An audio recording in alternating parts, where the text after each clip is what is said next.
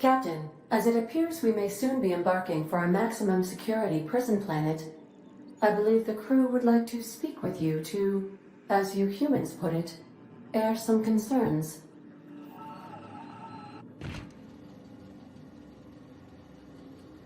Those board goons kidnapped Mr. Phineas and hauled him away to Tartarus. How are we gonna get him out? I never got to know Doc Wells. We ain't friends or crew. But he's still one of us. He's the reason the boss is up and walking right now. We can't just leave him to die in Tartarus. To extract the scientist, you will need to infiltrate the labyrinth. But that course of action is likely to be quite dangerous, Captain.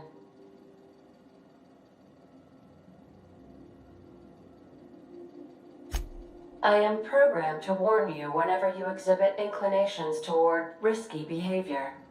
Breaking into Tartarus will not be easy. Getting in is the simple part. It's getting out again that's the trouble. Trust me, I know. Let's just do it. Kick down some doors, grab Doc Wells, and cut a path out. We don't need a plan. We got guns. If you really mean to do this, you should see to your final affairs and close out any unfinished business. Once you sneak into Tartarus, you may be there a while. Or permanently.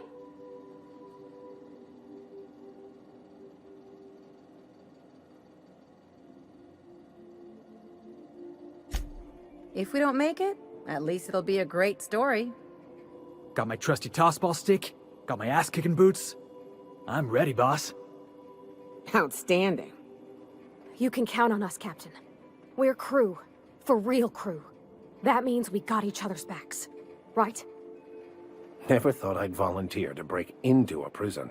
Seems like your tendency towards risky behavior is rubbing off on me, Captain. Command not recognized. Waiting on your command, Captain.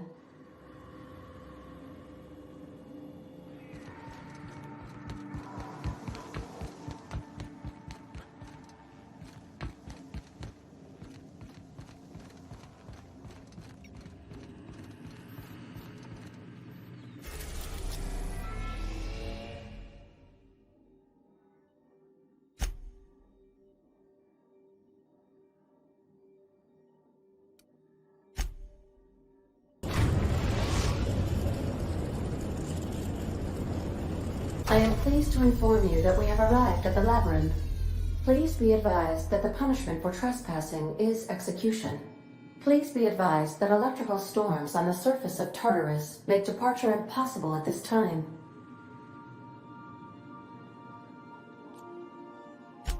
Resident count is as follows: 3,071.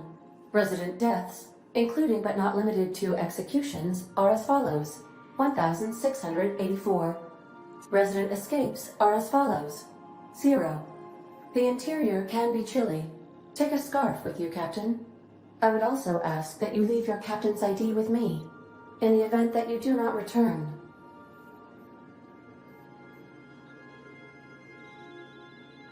Understood. If you die or are incarcerated for life, I can generate a new ID for the next captain. I would prefer if you return, though. Oh, speak of the devil. Captain, I am receiving a transmission from the prison's docking authority now. Attention, unauthorized spacecraft. This is a maximum security installation. Your presence here is an explicit violation of UDL corporate policy. You are hereby confined to your docking platform until a ticket detailing your crimes has been filed and notarized, at which point your vessel will be seized and you will be executed. I wager it'll take a bit longer than it takes you to lose your patience and storm out of your ship looking to get shot. To be honest, that'd make my job a lot easier. You come out, we shoot you full of holes, and then everyone goes about their day worry-free. Except you. You'll be dead.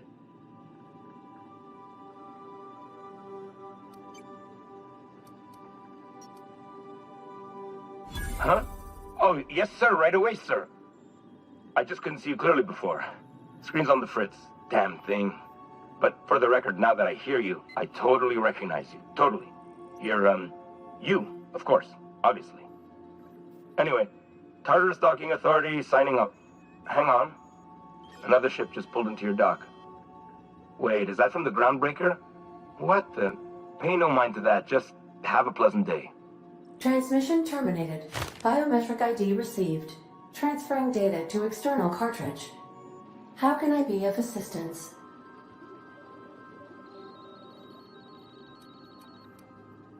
Take care. I require a functioning captain to run the ship.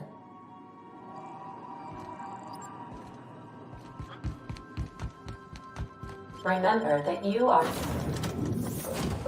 not insured.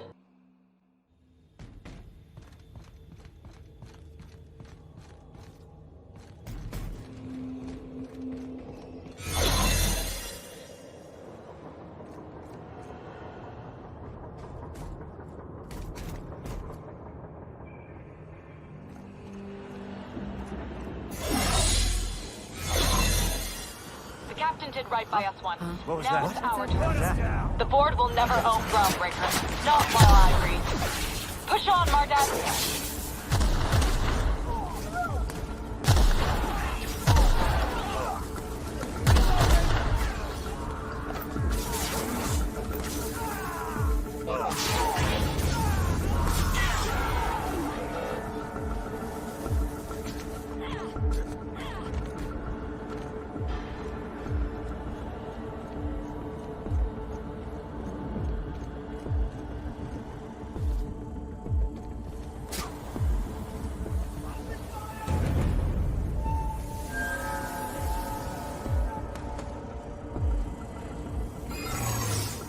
What? Something's not... Are you new here? I didn't think we were hiring more staff. Oh, that's great. Thank you, sir. Much appreciated. I'll get out of your way.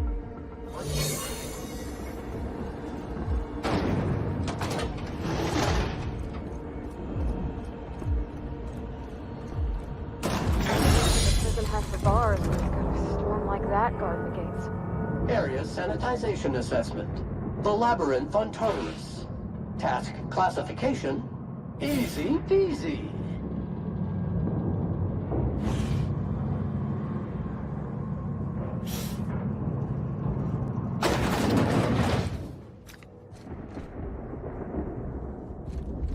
Let's look around. There's gotta be a few ways through here.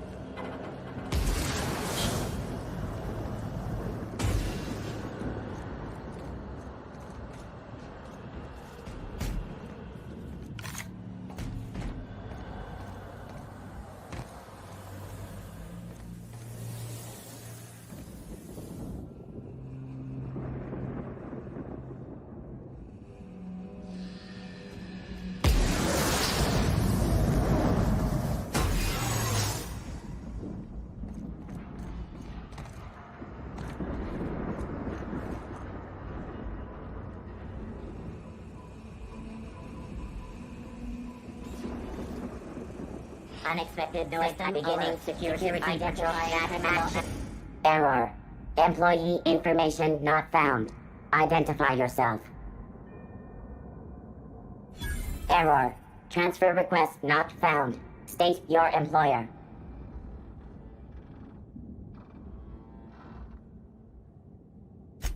Registered. A fine of 10,000 bits will be assessed in your corporation's ledger for failure to follow transfer procedures. Thank you for your cooperation.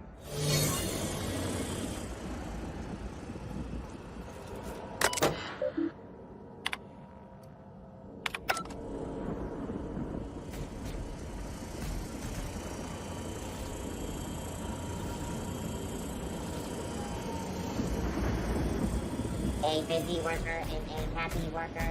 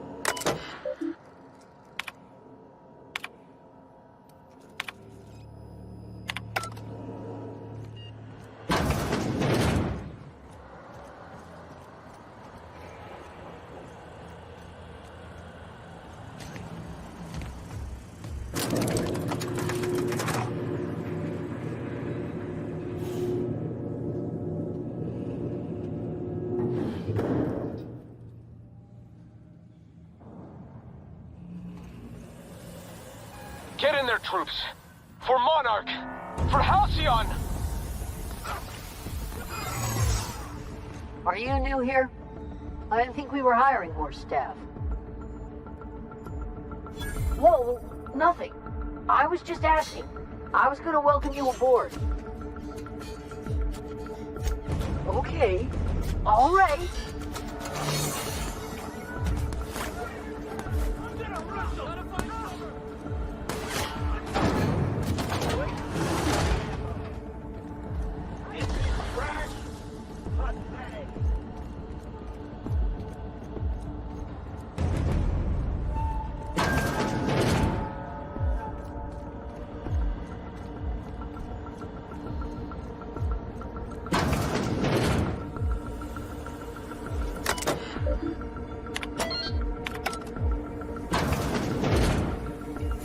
Well, look who it is.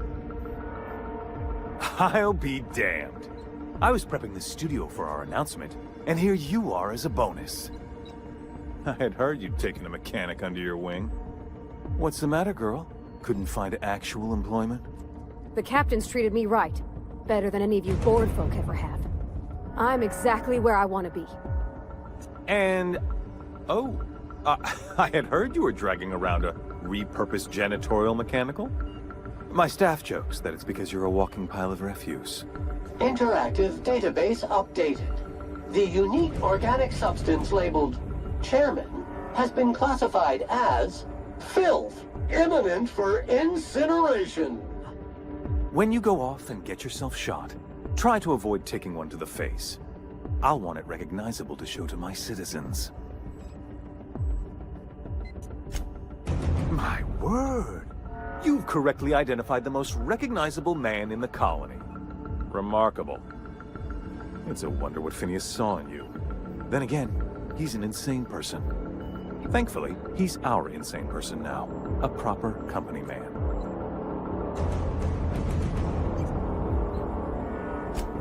Yes, he is an extraordinarily obstinate fellow, isn't he? Fine, he isn't working for us per se. Semantics, he'll come around. But that's between us. As far as my adoring citizens will know, we've turned a dangerous crackpot into a working-class man. It's a miracle. Oh yes, go on, wake them up, add more mouths to feed. That'll solve our starvation problems. I don't know what half-baked plans that simpleton in a lab coat has been leading you through, but it's done. It's over. Let me ask you something, Captain. Have you at any point thought about not fucking up our entire society? We're helping, which is more than you can say. I'm making actual progress towards stabilization and recovery. You're just getting in the way.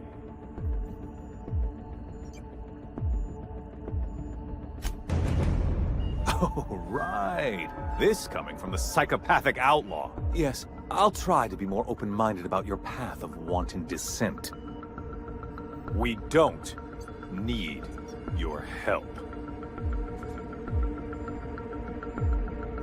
You are a captain of action. I'll give you that. Look, I'm not an unreasonable man. If you manage to storm the castle, as it were, and make it out of here with Phineas alive, I can't exactly afford more havoc than you've already caused. Fine. If you survive, you'll need someone to sell the rest of the board on your plan.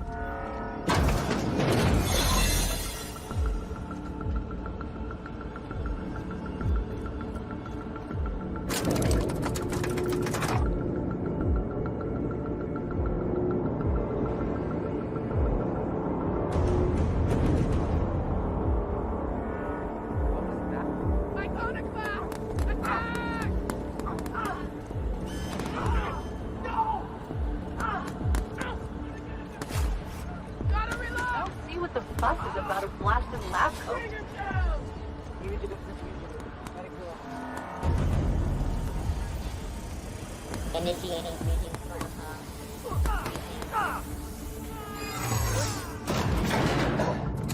Difficult job ahead? Consider equipping a pack of Sam's special solvent stain-out remover. It's ruthless on residual blood splatter. For coming in. I'm just real glad to know you all. Captain, you have an uncanny talent for complicating my life. You've disrupted the balance of power. You've upset the natural order of things. You've introduced uncertainty, and there is nothing I despise more than uncertainty. I'm afraid I can't do that. I'm aware of your diplomatic talents, Captain. You have a gift for manipulation, but I warn you, I'm no easy mark. For all your talents, you are the enemy of Halcyon, and therefore you are my enemy.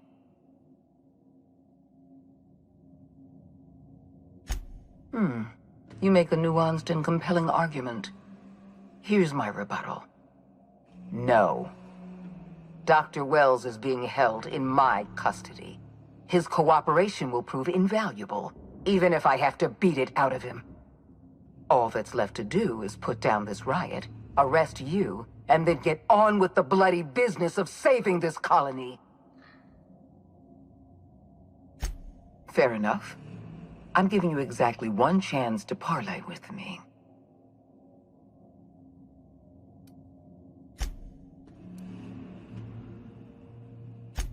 This prison is equipped with an automechanical warden.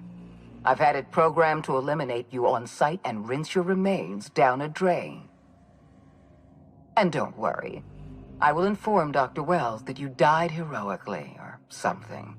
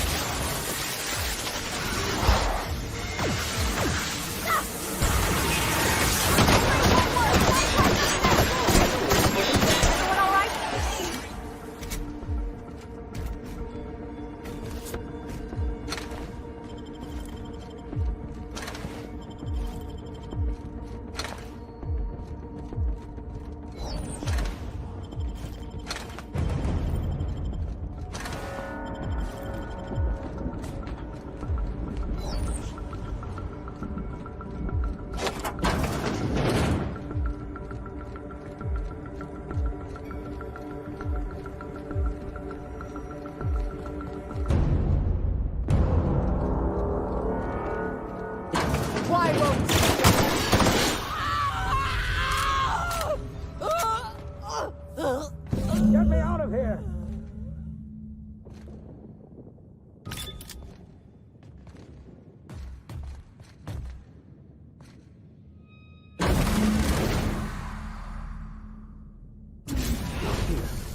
You made it. I can hardly believe my eyes. You didn't have to do this, you know.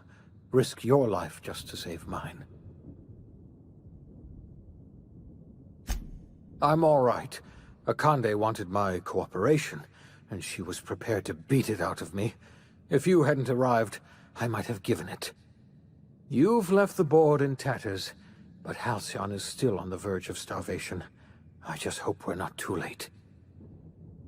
You and I are going to have to work harder than ever to save Halcyon. I'm afraid the situation is far worse than any of us ever anticipated. Earth has gone dark. We haven't received a single message in 3 years. There's been no communication, no signals, nothing. 2 years ago, the Earth's Directorate's frigate disappeared on their way back to Earth. We don't know what they discovered when they arrived, or if they arrived at all. You mean we're all alone out here? Really alone? I'm afraid so, Miss Holcomb. Halcyon is the only home we have left. Returning to Earth is no longer an option. Earth isn't going to help us. No one's going to help us now. We're alone out here, and I don't know if we're going to survive. I had hoped your fellow colonists might hold the key to saving Halcyon, but I don't have nearly enough chemicals to revive them all. I'll do what I can. I just hope it's not too late. It's time I return to my lab. I'll try to save as many of the Hope's colonists as I can. You're under no obligation to help me. You've done enough already.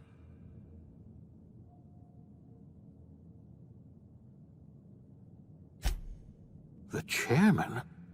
I don't know why you let that heartless creature live, but I'll have to trust your judgment. We were going to save this colony, you know. That's what I told myself when I pulled you from the Hope. You and I were going to set everything right. Now, I don't know what to think. Earth is gone, and we're going to need a miracle to survive another generation. I always suspected Halcyon might collapse one day. I just thought we would have more time.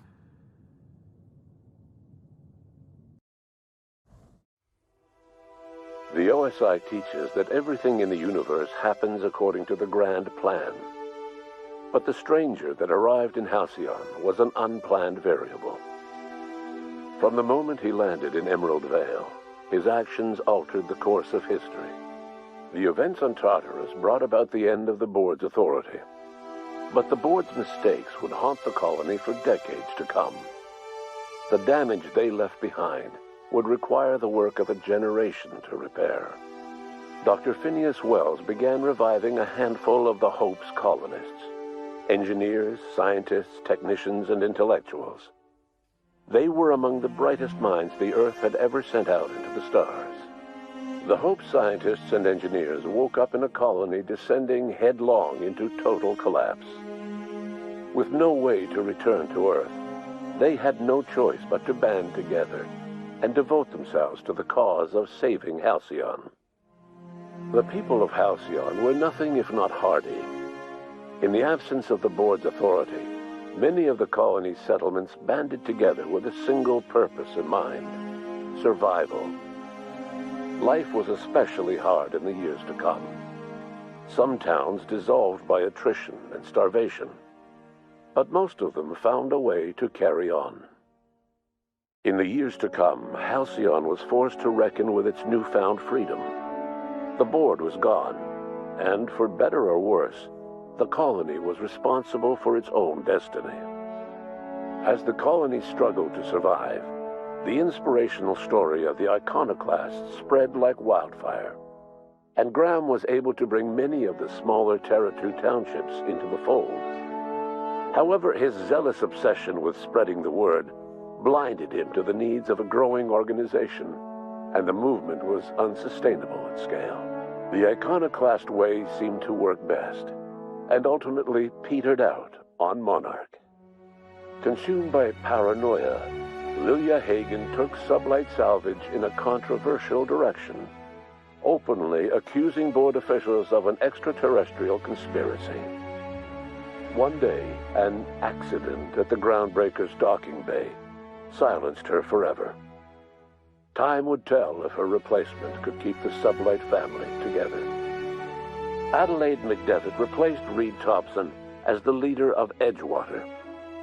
She and her followers transformed Edgewater in their image. Anyone loyal to Reed was pressured into leaving town, and those who stayed behind adapted to her way of life. Adelaide transformed the old cannery into a new garden. The nearby Edgewater Cemetery provided a convenient source of fertilizer. As for Reed Thompson, it was said that he lasted exactly 2 days outside the walls of Edgewater. Years later, a marauder was found in possession of his hat. Under the leadership of Junlei Tennyson, the groundbreaker held firm against corporate influence.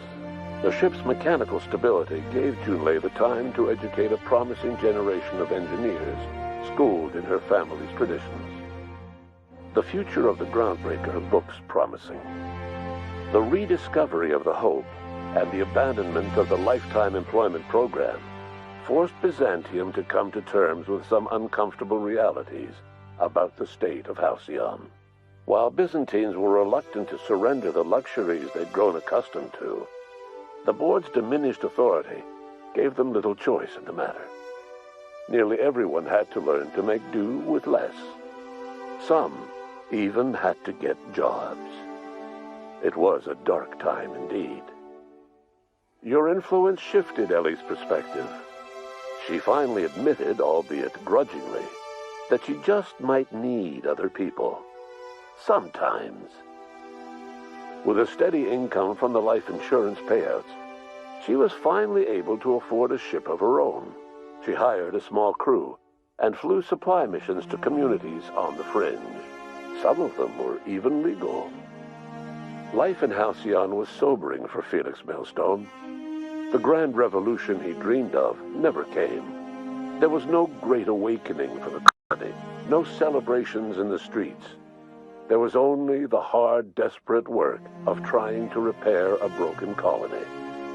Felix never had a head for numbers, but if there was labor to be done, he was there to help.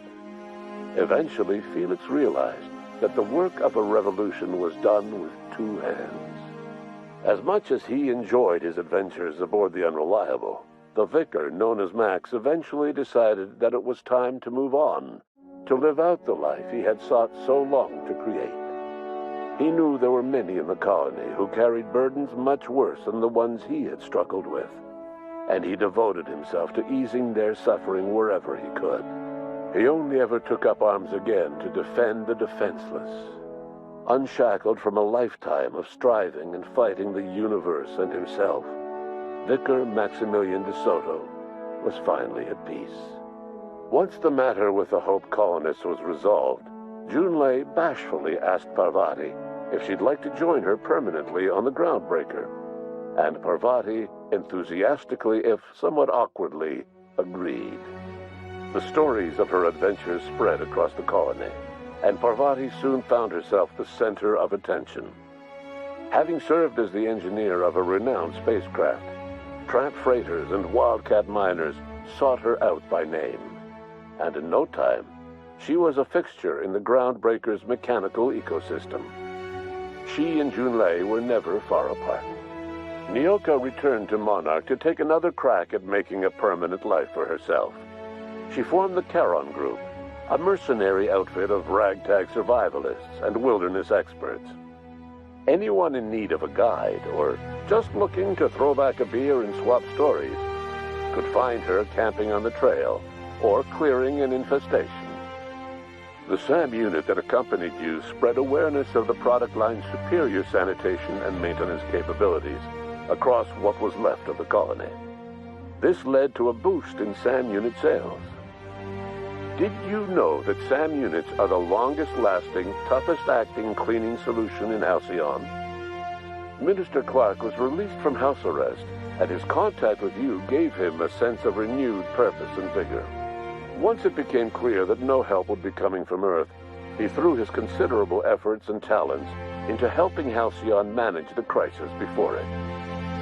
Chairman Rockwell served as the public face for the changes in Halcyon to come. Whenever you needed strings pulled or a voice to sell a policy change, Rockwell was only too happy to oblige. As for Dr. Phineas Wells, he spent his remaining years in his orbital lab. He was never able to come to terms with his own past, troubled by the decision of placing all his faith in the first colonist he ever revived, the infamous Captain of the Unreliable. The revival project yielded mixed results. Phineas, weighed down by limited support and his own guilt, struggled to revive more than a handful of scientists and engineers.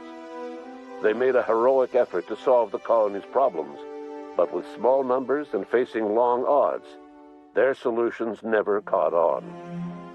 Only a few of the Hope's colonists were successfully revived. Wells died before he could see the fruits of his labor.